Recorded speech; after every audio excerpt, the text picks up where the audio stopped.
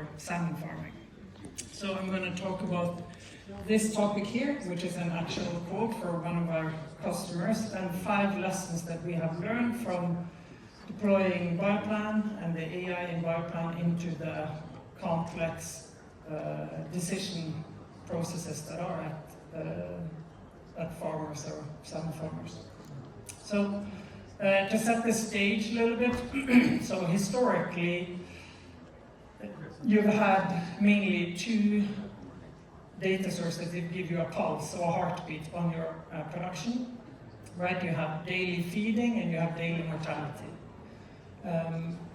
And then you've had ad hoc fish health reports, and then typically also as a salmon farmer you get a lice report every week or every second week, depending on time of year and where you are. And this is kind of the foundation that you have to make decisions on, in addition to talking with staff on your sites. So this is not a very solid foundation to build or make decisions on, and that is why farmers for very many years and still today really lean on their experience to augment this data to make good decisions. And farmers have been making very good decisions for a long time just on this very thin data foundation. But things are changing.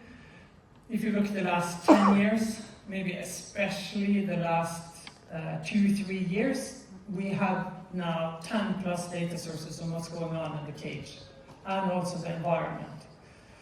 Then you have biomass data from cameras providers like Tidal and Aqua that talked earlier today, and much better sensor equipment in the cages.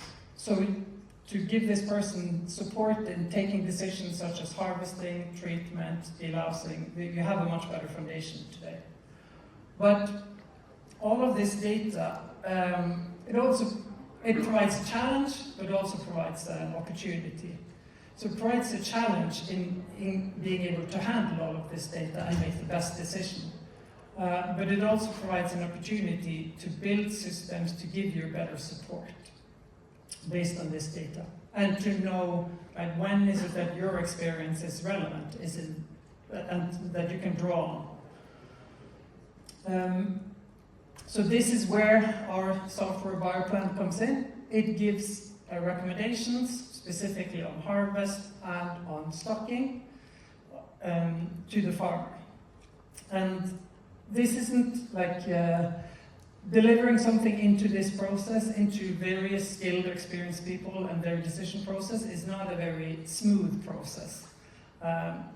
So you're challenging people's opinions and their experience. And I will talk about 5 lessons that we have learned from delivering this. So the first is that your gut feeling is great, but the AI, specifically our AI, mathematical programming, can help you prove it. So we did one benchmark with one farmer, not located too far away from Bergen, where they compared the decisions from our tool in terms of harvest planning with the decisions that they made. And then they did this in the springtime over about 10 weeks. And me and Kato, who sits here, we looked at the results of what Bioplan recommended, and we saw that it made the same it picked the same cages to harvest every week over that period. And we were like, shit, Bioplan's not beating the plan, and what value are we delivering? But the farm actually took it very differently. So when we went to them, they said, oh wow, Bioplan picked the same as us every week. They were like, whoa. Because they had worked late into the evening, sometimes into the night, to make those choices and pick every week which cage was best to harvest. And they also said that this was spring. In the fall, when harvest volumes are picking up, they didn't think that this was a sustainable time use in the process. And kind of the best evidence we have is the picture on the left here is from just a week, 2 ago. So it's optimization runs. So it's this farmer, it's in a region where it says week 6, week 7, week 8. So the running, the optimization every single week and getting support from it. So I wanted to take a little poll here. So how many in the audience here have used ChatGPT or a large language model? So it's like, looks like the majority at least. And how many think that the ChatGPT or large language model provides a better answer to a task than them if you don't prompt it, don't iterate with it? I think it's 0. And then how many think that they can do different tasks better if they have help from a large language model? So I would say the majority looks like. And it's the same for Bioplan. It's not like the AI is going to replace the planner, but it helps a planner or key production people making better decisions. And how do we know this? Well, we did a benchmark with Cermaq in northern Norway. And this slide on the left is from a presentation they made at the conference earlier. It is in Norwegian, but it says Bioplan plus a planner beats a planner alone. It says Bioplan doesn't solve all situations where we adapt to this, and then it gives us a significant increase in EBIT. So you might, Bioplan's not going to replace you, but you might be replaced by someone using AI. So this might be a bit provoking for some farmers. Farmers don't know what they want, but they do know what good looks like.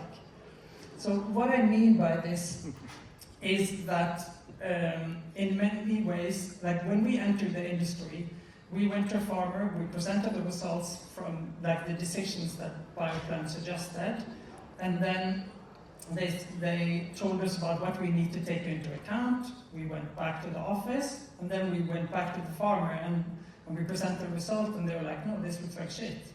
And we're like, what? But you said it, well, yeah, but you've forgotten to take into account this one factor. And we're like, oh, but you didn't tell us about this factor. Like, why didn't you tell us? Oh, sorry. Okay, so we went back to the office again, modeled this, and went back to the farmer. And you need this like iteration with the farmer to be able to come to a solution that works in real life. And the reason I have the images on the left here, it's much the same as when you work with a generative AI model. Right here, I tried to left post the question, farmers don't know what they want, but they know what good looks like in a vision like this, all right? This wasn't exactly what I was looking for in the first image. So you need to iterate. I try to keep it simple. Bad AI is bad for you and for us. Good AI is great, but hard. So when we entered the industry, people said, oh, but we tried mathematical optimization, it doesn't work. And we were like, yeah, are you sure? But what